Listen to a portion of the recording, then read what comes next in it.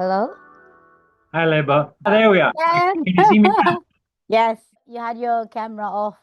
Yeah, I haven't done Zoom for a long time, so it's kind of like Yeah, yeah. we were in COVID. I was doing Zoom I was lessons. about to say that Zoom just takes people to COVID. Good to see Yeah. you.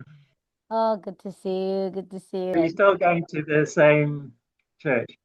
Yeah, I'm still SDA. I'm Seventh still Day Adventist. yeah, I'm still SDA. So when I'm home, I definitely go to church. There is a church I actually go to here as well. But the Adventist community here is not as big, of course. I mean, Hong Kong is not big at Okay. all. Hong Kong itself is not big at all. But what I love about Hong Kong is, the religious liberty. Okay. There are Lutherans here, there are Latter-day Saints here, like everyone's here. The Baptists are here, Methodists are here. So, but do you know a lot of Adventists, or I mean, which group of church folk do you know the most? Like Lutherans, Catholics, And none in particular, Baptists, not none in particular. Okay, okay. I suppose quite a lot of black friends I've got are probably Baptists. They say Uh-huh. Baptist.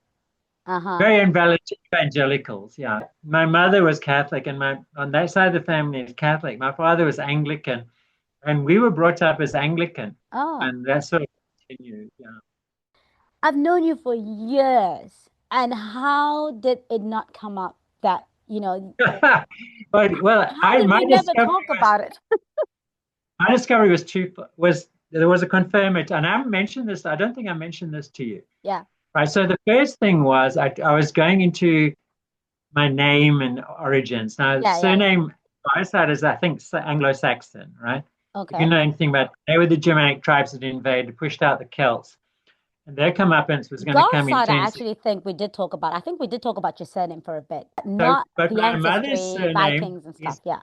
yeah. So a lot of people have Viking ancestry, but if you're British, sometimes their Viking ancestry comes through the Vikings who were called the Normans, Yeah. who were actually Vikings who settled in France and then Yeah, yeah. invaded in 1066. That's the most famous date in English history. Yeah, yeah, yeah. That's what we grew up reading about. Cavaliers were wrong but romantic, and the Roundheads, who followed Parliament, were right but repulsive. Like, So I traced that name and found out it came over in the 1066 invasion, which was like initially 7,000 Norman knights came over following Duke of William of Normandy, who had a sort of claim to the throne. These claims to the throne were pretty arbitrary during those days.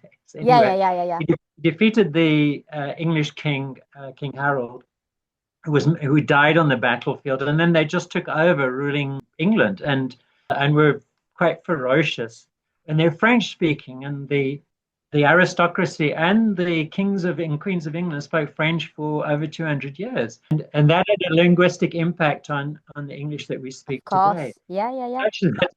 Such that there was this French professor of linguistics who made this controversial, sort of like tongue-in-cheek claim. He claimed that because English has got so many words that came in from French From because of the French, yeah. Norman invasion, he said that English is a dialect of French. Oh, A funny. Norwegian linguistic scholar said because the Vikings settled and they intermarried with the Anglo-Saxons before the Normans came, he said, you know that there's English is in a branch of languages, Germanic branch of Germanic languages branch. called the West Yeah, Germanic languages. With a very close neighbor of it is Afrikaans. Afrikaans, Dutch, and Frisian are yeah. the close relatives. But there is a certain construction, which is in all the other West Germanic languages, which is in Old English, but not in modern English, right? But it's in Norwegian. So the argument is the language that blended from this Norwegian linguistic was not Old English, but Old Norse, which was Oh, very come close, on. Yeah, yeah, yeah. spoken by the Vikings. So there's like a lot of linguistic stuff going on. Going on But there. if Yeah. you're English, and you've got like a French surname, then odds on you've got some Norman ancestry. And in fact, you know the Channel Islands. Yeah, yeah, yeah. The Saxons never settled them, and the Normans invaded and they took over them. So everyone in the Channel Islands is actually descendant of the Of the Normans. Normans, yeah. You may know this, you're a football fan. There was a very good footballer who played for Southampton in England called Matthew Le Tissier. And there was also one for Chelsea. I think it was Chelsea's captain called Graham Lasso. Actually, that's all I Yes, remember. The other guy I it's don't a remember. French name. That's the key that he was Norman of Norman ancestry. So the What? other thing, then my brother, he got a sort of skin kind of thing deep in his skin. So he went to see the doc specialist, and the specialist said to him, have you got Viking ancestry? So my brother said, what? He said, no, this is something we only see. It's genetic. Crazy. So I'm like, I'm a Viking. I don't even feel. I saw the TV series Vikings. It's Yeah. incredibly, really good, but incredibly violent, That's what raging people people. remember about the Vikings. If you say to Yes, anyone, tell me about the Vikings, they go, oh, you mean yes. the rough guys? So when I discovered I was a Viking, I was like, I feel like too timid to be a Viking. Oh man. My younger brother's like big and he's got I see, I tattoos. see. Yeah. Obviously, a lot of people have got Viking ancestry because Scandinavian people are all Yeah, basically I see, I see. Vikings. Yeah. And there was a story I told you about. You can get Viking ancestry and can look racially, I suppose, nothing like a Viking. I had a friend who's a South African Indian, and I had a relationship with her for a year. And it was only at the end there that she always told me that her family had connections with England and with the surname Powys. Her mother's surname was Powys. And I was watching an episode. Do you know the book and TV series Roots? Yes, of course. Yeah. About this, yeah, about Alex Haley's book about slavery, about Yeah, Kunta yeah. Kinte and Yeah, everything, yeah, that yeah, whole yeah. history, sad history of the United States, the southern states.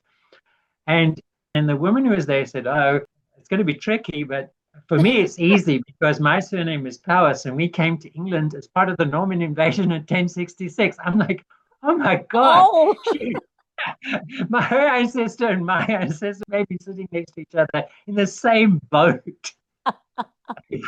But of course, the Vikings get a bad rap and the Normans get a bad rap sure, because to impose their power on the Anglo-Saxons, they did horrific stuff. They were sure, probably the worst. Some of them it was like a colonial nightmare. The sure. thing called the Harrying of the North that the Normans did under William the Conqueror, they kind of did a scorched earth I remember the policy. stories about William the Conqueror. Yeah. Yeah, William Terrible, the Conqueror. terrible, And then, of terrible course, events. after that, there's some Norman villains who appear in popular culture. For example, Robin Hood. Robin Hood. You Yeah, know, yeah, yeah. Robin Hood is the hero.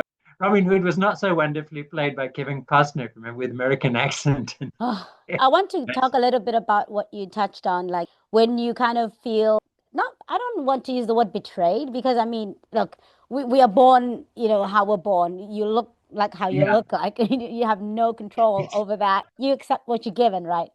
And Yes, yeah, but sometimes, siblings can look so different from each other and definitely have different experiences when relating with their parents and everything. Like yeah, I know yeah, this particularly also in my family, like three girls, but very different relationships with our parents yeah, and the history of the yeah, family, the lineage and everything like that. I'm of course a yeah. firstborn and I got to meet I a mean, lot. I'm the firstborn too. Yeah. Right, right. I got to meet like my great grandparents, and my sisters never got that, never got to experience that, never knew that. Ah, Never okay. sat down and talked with them, and they don't know the Afrikaans language in the family Yeah. and how Oh, some of yes, the yeah, yeah, jokes, yeah, some of the Afrikaans yeah, jokes, they just don't land with my sisters because they yeah. just never were never exposed My to the sister's, language like that. Right. if you know the history of Alsace-Lorraine in France, but it's maybe predominantly German speaking, right? And it's changed hands during the wars and stuff. So famously, a German speaking Frenchman came to England to manage a football team and turned them into champions. Arsene Wenger. Yeah, no, I love him because I mean I have a soft relationship with Arsenal because they're my mom's team, Liverpool's Oh, okay. Liverpool's dad's team, and I'm of course a United fan. Uh, But yeah, me too. I've got a soft relationship with Arsenal and Liverpool Yeah, because of my rents, right? Arsene Wenger, we actually call him Arsenal Wenger because Arsenal. Like the whole thing about how you can look one way and people think they are able to tell where you're from because of how you look like. And I always yes, say, yeah, don't make that mistake. Don't look at someone and yeah, assume to know what they yeah, are, where they yeah, come from. You yeah. you could just never tell. The case in point is there was a TV series called Band of Brothers. Because Tom Hanks and Steven Spielberg did it. Okay. And my namesake, Damian Lewis, who's a Liverpudlian, played this central character in the whole series, speaking with an American accent. He was brilliant in Homeland with Claire Danes. So there's this tennis player, Lulu Soon. She was born to a Croatian father, Chinese mother, born in New Zealand, spent a bit of time, I think, in Shanghai or something like that, attended college in the United States, and then I think lived in Switzerland, something like that. Like, I think she's a global citizen, you know what I mean? And I keep thinking to myself, then, why do these narratives still persist, these stereotypes rather still persist, judging a book by its cover? Some stereotypes are true, though. Stand-up comedians who are of a particular racial group will exploit those stereotypes and like throw them back Yes, they do. They do. They do. brilliantly. You were born and raised in the UK, but then when did you Yeah, then make the move? you come to South Africa. Right. And you just kind of No, that was assimilated decision and was made for me. I was only 11 years old when you came out to South Africa. what? My parents, they span it as we're going for a new life, but I think it actually was my father is unemployed and hasn't got a job. Was that That's a new actually? life. That's a reason to get a new life. Yeah. But the And Viking ancestry thing you found out later in your life, right? But when you had yeah, already assimilated into a new culture and new, you know what I mean? You have new life yeah, experiences with people that are from all walks of life. yes. When I was still in England, they had wallpaper on the walls and they were taking it off with like scrapers. I was helping with the scraper and my eye was sore and stuff. So I went to the doctor Okay. and he said, I think maybe you got a steel splinter in your eye. So you have to go to the Royal Eye Hospital in Manchester. So my dad took me to the Royal Eye Hospital, and across the road was this building. And I said, "What's that?" And he said, "It's Manchester University." So I'm like, "Ooh." I tell my mom I want to go to university, sort of implying Manchester University. She says, "No, no, you won't get to university." So later, I was at university in South Africa, and then eventually I get to go to Manchester University to do my master's. Crazy And how one, that worked out. and I was with some friends in this shared flat who were final year medical students. And we looked across the road at the Royal Hospital, and there was a fire. And it was the time when the fire brigades were on strike. There was industrial disputes and stuff. So the army had to come and put out the fires. So we saved Manchester Royal Hospital. Yeah, so coming to South Africa was like a whole kind of culture shock. Going back to England wasn't such a culture shock. It was a bit like a rediscovery of things. Oh And my man. accent has kind of moved back and forward because I'm from the north of England. You know, if you've watched Game of Thrones, Very distinct. and in Very Manchester, distinct. there's so many accents in Britain. In the north, I would say car, and getting car, right? Yeah. So, but in Manchester, they say car, get in your car. You just kind of let it hang. Yeah. But the thing is, human beings on the planet are very closely genetically related in terms of the DNA. And it's been pointed out that if you have a troop of monkeys or gorillas or whatever, the genetic difference between gorillas or monkeys in the same troop is much greater than between the tennis player I've just mentioned and you and I. So everything is a surface difference with us human beings. So in popular culture, I think the Vikings have had more influence. Of course, you've got Thor in the Marvel universe. You've got an American football team in Minnesota. You've got a strong concentration of immigrants to the United States who came from Yeah. Scandinavian countries. Yeah. And so the football team there never won the Super Bowl and wear a strange combination of purple and yellows, and they have horns on their Yeah, yeah, helmets. yeah. They have And the just horns. before, Yeah. I had the strong feeling that the idea that Vikings had horned helmets was a myth, right? So I asked AI, and it said there's no historical evidence. I remember seeing that the first time I heard about the team. I Yeah, was like, "What's that about?" and the accent that they speak in Minnesota, if you saw this on film Fargo, you'll realize it's Yeah, a yeah. I know strange Fargo version of well. American. Yeah, Yeah. that I'm sure that's through some Scandinavian kind of language influence. But then culturally, because of the rise of English colonialism and English as a world language, the Right. Normans had much more influence. The Normans started building cathedrals. And the most famous cathedral they built, some decades before they invaded England, Westminster Abbey, the big, massive cathedral, all the poets are buried in Really? London. And they were very good at building castles and stuff. So they adapted, learned French culture and things. They still had their Viking ways and much of that Viking Sure. aggressiveness.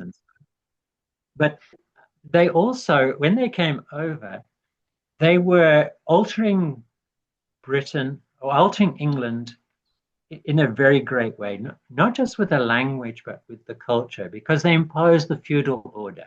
England had been linked to the northern countries, Norway, Sweden, Denmark, Denmark. always. Yeah. But when the Normans came, the link came to France and to the other rest of Europe, the I southern see. part. Yeah. And then the literature and culture of that, the Normans brought it with them, their habits and so on. And then, Vikings had a shield wall and fighting on foot and so on. The Normans, their way of fighting that was their How did original they way of fight? fighting. They were the On cavalry, they were the best horseback. cavalry in Europe. So Look at that. so they came, and that's why they were, and they had a huge influence in Europe. They conquered Sicily, but the culture they brought, French poetry and English then, which was very much a kind of oral, alliterative kind of poetry, became written poetry like French poetry, absorbed French poetry and so on. And the French influence became, and then we have Chaucer in Middle English, Geoffrey Right. Chaucer. And ultimately, this import of French and continental culture, the shaping of the language, we have the big guy in literature in England, who probably wouldn't have been able to write what he did without this whole Norman invasion and the Norman culture. Because with English, you have practically two words for everything. You have a French word or Latin word coming in with the Normans, and then you have an Anglo-Saxon word Oh comes man. with yeah. And man is, you said man. Man is an Anglo-Saxon word, right? When you ask me what language do you speak, or ask someone what language do you speak, there's the French word from lang, right? The Germanic word, as you know, from Afrikaans and German is Taal. Yeah. So there was a class distinction, and to a large extent, this class distinction that came with the Normans persisted right I through was about to to say this there day. is still a class system, right? Yeah, they're dominant class. Not my family, though. For some reason, we lost out You lost somewhere in out history. along the way. No, we lost out. But sides of my maternal grandfather's Viking/Norman heritage was he went to fight in World War One on the Western Front against the Germans and won the military medal at the age of like 20. Whoa. Yeah, there's the medal you get if you're not an officer or you're a sergeant, non-commissioned officer. If, for example, Afrikaans, right? So if you go to the shop to buy scalp lace, English is mutton, which comes from the French word, but the animal is still sheep, which comes from the English word. Why do you think Yeah. that is? Oh, that was. Just because Why didn't they just say we're preparing sheep for you to eat sheep?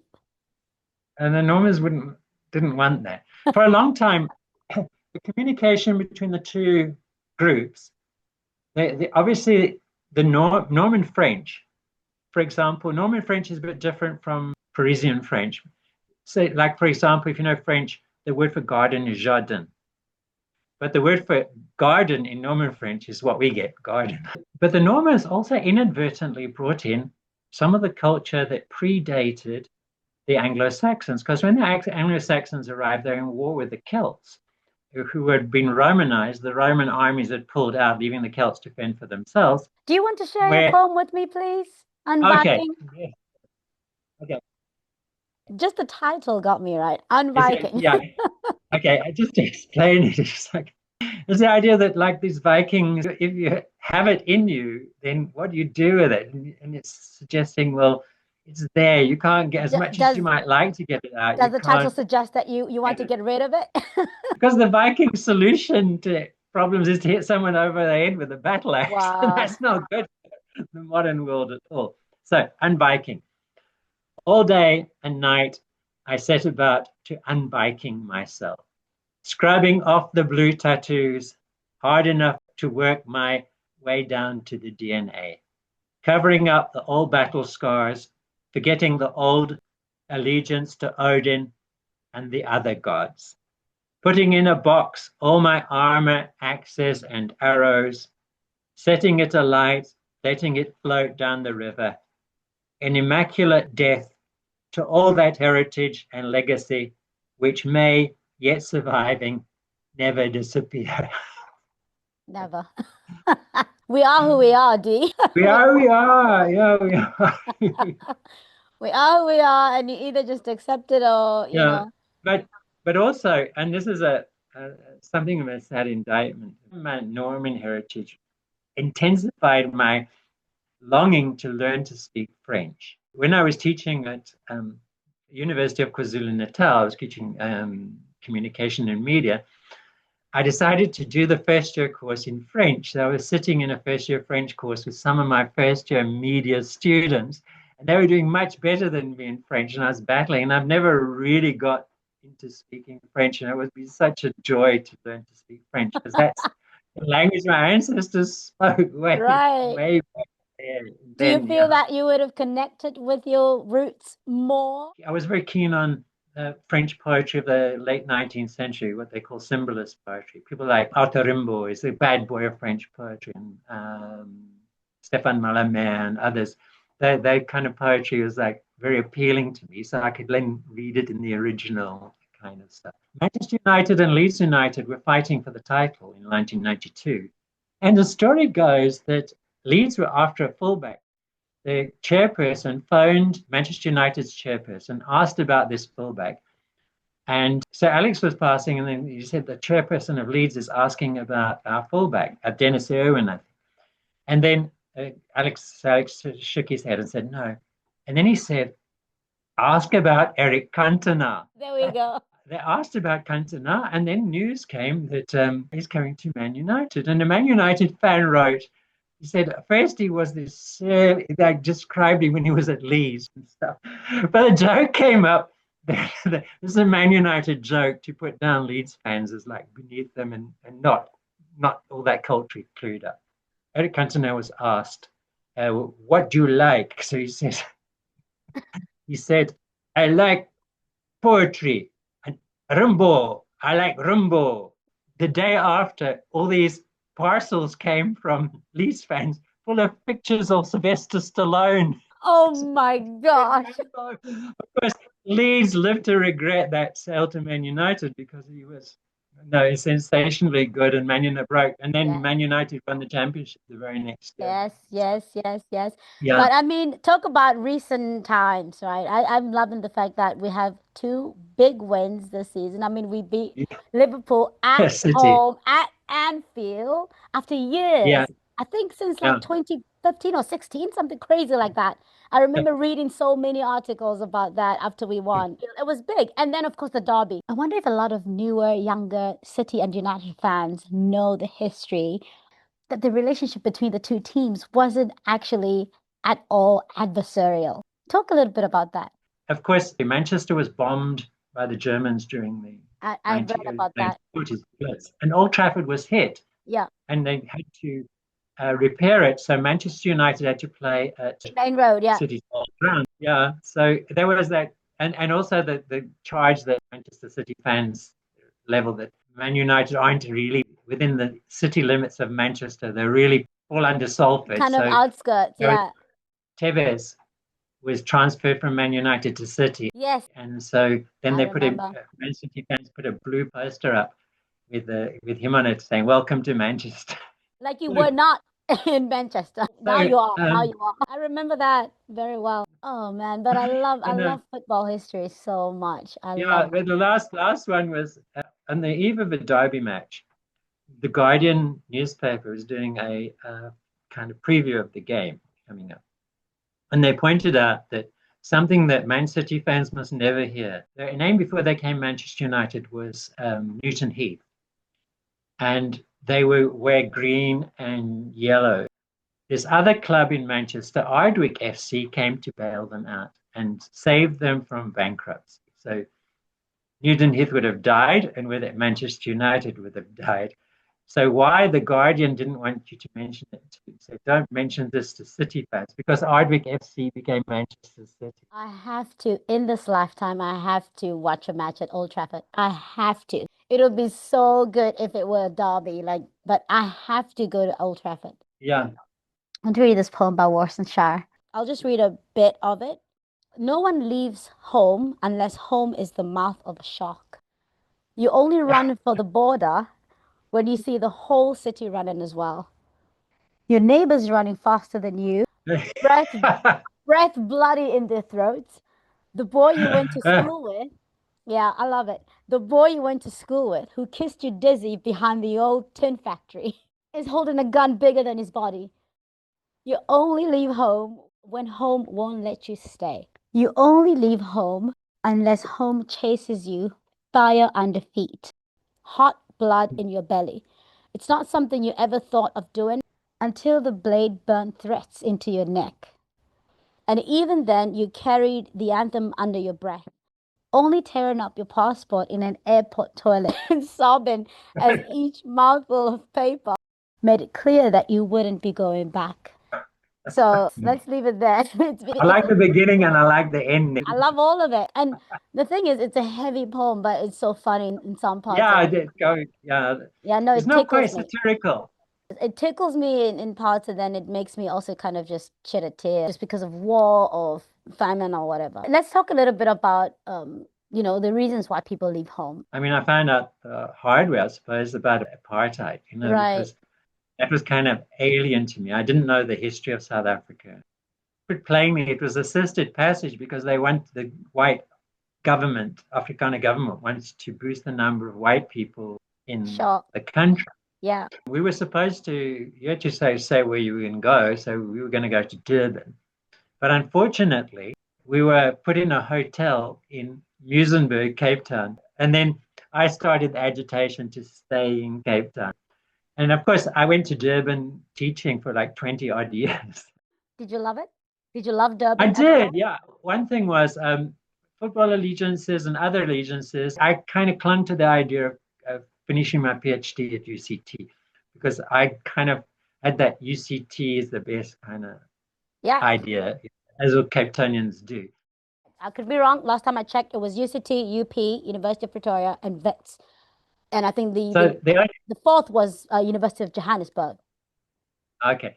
So the indelible imprint on me from Durban was the Natal Sharks, supporting the Natal Sharks. Oh, really? Yeah, so first brush with apartheid, and I'm trying to write a novel called Demolition, which goes back to Arrival in South Africa and so on, was that there was a scandal that was erupting amongst these British immigrants, because this was 1964, which was close to Sharpeville and everything, right? Mm-hmm. One of the families, the husband in one of the families had been a demolitions expert in the British Army. And he had seen apartheid different eyes from my parents and other white British people there. And he'd linked up with them Mkhonto and blown up some pylons and things. So they were kicked out of the country. Well, And so the title demolition comes from his job as a demolition expert and what he was up to. And then it goes into other demolitions and things, into a bit of a critique of British colonialism. White people were either, when I was at university, either very conservative or liberal. And I was in the kind of liberal camp. And I was at Rhodes University and involved in student politics, SRC and stuff like that. And that kind of liberal thing persisted. And the history kind of feels like Britain got a lot of support in its hour of need from the colonies, from a lot of people of color in the colonies, India and so on, on the kind of understanding that there would be independence. And to some degree, the British honored that, but not entirely. The British have got a lot to account for in their whole colonial project.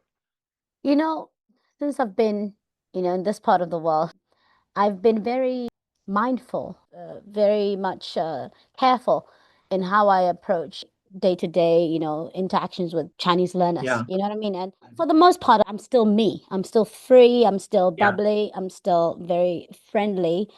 But I have to obviously every day consider their upbringing. I have to consider their conditioning. Yeah. So there was a topic that I taught, I think it was last year, about how different we are, how similar we are, right? Yeah. I looked at it and I said, oh, well, here we go. I also don't take it lightly. Now, here's another thing. I don't take it lightly. For most of these kids, I'm probably the only brown-skinned teacher that will ever teach them. And I let them ask me questions, and I let them ask me about my hair. The texture of my hair is so different to theirs. And, they're kids, they're curious. Sometimes I make a joke out of certain things for them to just kind of go and dig deeper for themselves. But in that lesson, I remember particularly the issue of skin tones came up. I've always found it funny how people are like, oh, that white person. I'm like, but the color white, because when I was a kid, I was like, wait, the white, the color. And then I'm looking at this person, and they don't look anything like the color white. But anyway, The pink, probably. when it came to skin tones, I said to them, look, I said skin tones, and I wrote pale, I wrote tan, I wrote dark. Yeah, I said to them, you'll only ever have these three. What I love about them is that they're so open. And one of them said, oh, teacher Lebo, your skin looks like mine. And, and they did this, and your skin looks like mine. And what I love about Hong Kongers, specifically yeah, with them, is that they're all about a little bit of sunlight never hurt anybody. yeah, A lot of them have beautiful tan skin. I said, no, no, no, we're different. We're different because yeah, I'm African, right? I come from yeah, a completely different continent. But for them, in that moment, when we're talking about only skin tone, they're thinking, oh, but I look like my teacher. We're the yeah, same. And I thought that was yeah, really powerful for them to not see me as different and to yeah, just relate to me as, look, I understand what you're saying, but if I spend time in the sun and I look like this, and you're telling me that tan skin is beautiful, then I think you're beautiful and I'm beautiful and we're the same. At the end of the day, I just thought to myself, oh, because I've had few kids who've come up to me and said, oh, I look like you. My skin is brown like you. And I'm like, okay, yeah, yeah, you're not that pale. Oh, look at that. Yeah, I would just marvel at how they just don't see quote unquote race. yeah, They just see two people that have the same skin tone and it doesn't mean anything. And some friends in the same class are they're pale and then some are not. And then but most, yeah. I'm telling you, a lot of Hong Kong people have beautiful tan skin because they just don't, we all walk around in the sun all day without umbrellas.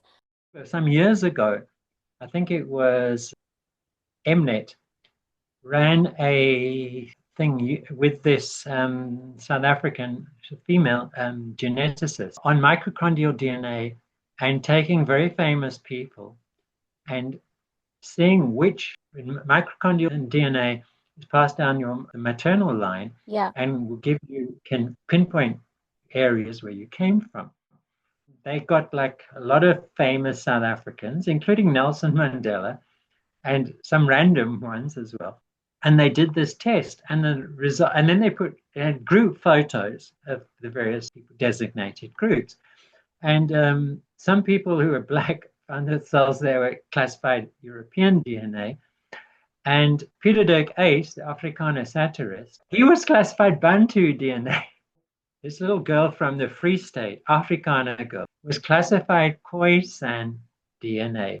In the picture, portrait picture, she ended up sitting next to, guess who? Nelson Mandela. I had an Iranian student who was young, he was like 16 or 17. He said to me, what's this thing, Sweeterman? His name was Payman. I said, what? He said, Sweeterman. I said, where did you hear that? He said, you're always saying it. I said, what? So I'm getting a lesson, and he suddenly explodes. You said it. You said it. Sweeterman, Sweeterman, you just said it. And tag question, see what I mean? But I was saying, see what I mean? But he was saying it as Sweeterman. My mind always goes to movies or music because you just reminded me of a scene in Up in the Air. George Clooney, he's always going somewhere and it's all about It's a like comedy acquiring. show. No, not really. It's always about like acquiring these miles and everything, and he's got this black card and everything, and he thinks it's like a big deal. So he's on a flight one time, and then one of the air hostesses comes in, offers him something to drink, has it in a can, or would you like the can, sir? And then he goes, the can, sir? Would you like the can, sir? Would you like the can, sir? Like sometimes when you say something slowly, then people go, oh, is that what you're saying? Here's another thing, like, when I think of home, like, oh, there's a lot I miss. But Yeah. back in the day, there were a lot of interracial couples that I saw. You know what I mean? People loved who they loved, man. They didn't care. Yeah. And And one of the first relationships that I saw really closely was my mom's older sister, right? My mama Holo. Yeah. She was with a white chap, and I even thought they were married or something. I mean, I was a kid. I didn't know if people in a Yeah. long-term thing are married or not married. I just saw him all the time.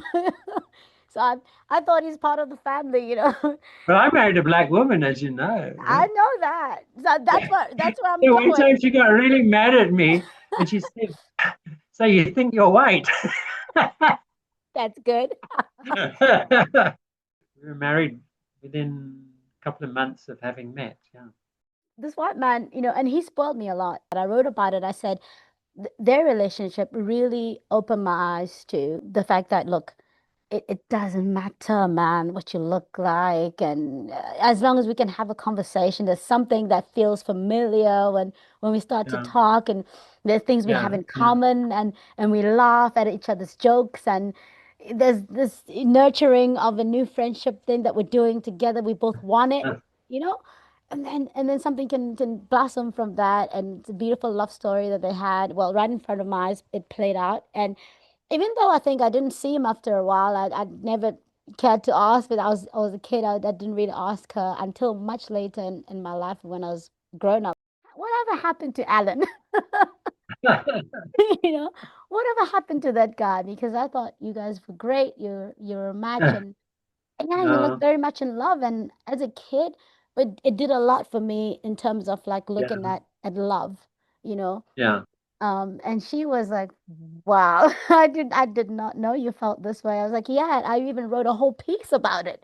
And you're welcome to read it.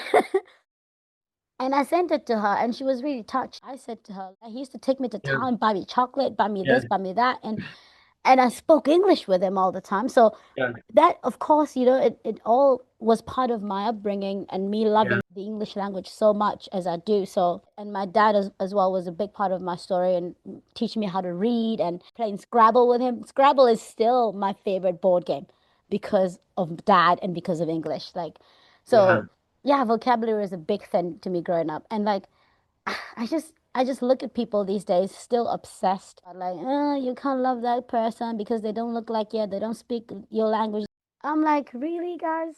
Let's just leave people to claim their own identity in the way they see fit, and to Yeah. exist and show up in the world in a way they see fit. Have you always just found it easy to get along with pretty much anyone? Well, my marriage is kind of over because my wife got really, really sick. Yeah, yeah, yeah. And But like, was it always easy for you to just kind of meet anyone, see anyone from, or like, have you had, actually, I've never asked you I if, think if you've I think had, it's not easy for me with anyone, anyone of the opposite. To be true.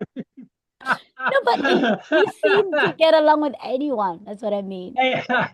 Well, with the, But have you had white women exes? I've never asked you yeah, this, I think. yes, You've yeah, had yeah, some. You've had some. Okay, okay. yeah. I think astrologically is a good kind of guide to for me to people. Yeah. What happened when she said, "Oh, you think you're white?" What happened when when I just, when she I said just that? like laughed, but she was because she was saying like sort of suggesting that becoming marrying a black woman makes you less white in some way. Yeah, yeah, yeah. Kind You of. become you become cultured, yeah. Yeah, you can become. Yeah. Oh man. So listen to this. I've got a good friend, and he was trying to set me up. And it's not that it's hard to meet people. I meet people all the time. It's just hard to meet the right one. You know what I mean? Yeah. Yeah. Can I just mention something? I saw something, and I'm maybe I'll send you the link. It's kind of very distressing. This guy's saying what's going to trends in 2026, and he's saying that it's very difficult now. People are more and more single, more and more lonely Yeah. because it's difficult to talk to people because you don't know how they're going to react. Yeah. And I've like three people who, for I've no idea why, no longer talk to me or write to me or anything. They just sort of Disappeared. and before that it was like hi and going really well and friendly and stuff. I'm not talking about relationships, just Yeah, yeah, yeah. As I was saying about my friend who was trying to set me up, right? So basically, he was like all into it and he was like writing down some pointers and everything. And he was asking me like, okay, what do you like? What do you like? It was cute. We have good banter. He's a good friend of mine. And I told him like the funniest thing. I love hairy guys, like rock star hair, yeah, on the arms, on the legs. Like it's just the thing. It's the thing. I love hairy guys. I'm attracted to hairy guys. Then he asked me like, okay, so dark hair or like, blondes, blue eyes. I'm like, I don't mind blondes, but like I gravitate towards dark hair, and the joke is like he is that. He's blonde, blue eyed. And he was like, oh, please, if I was hairy, you'd be all over me.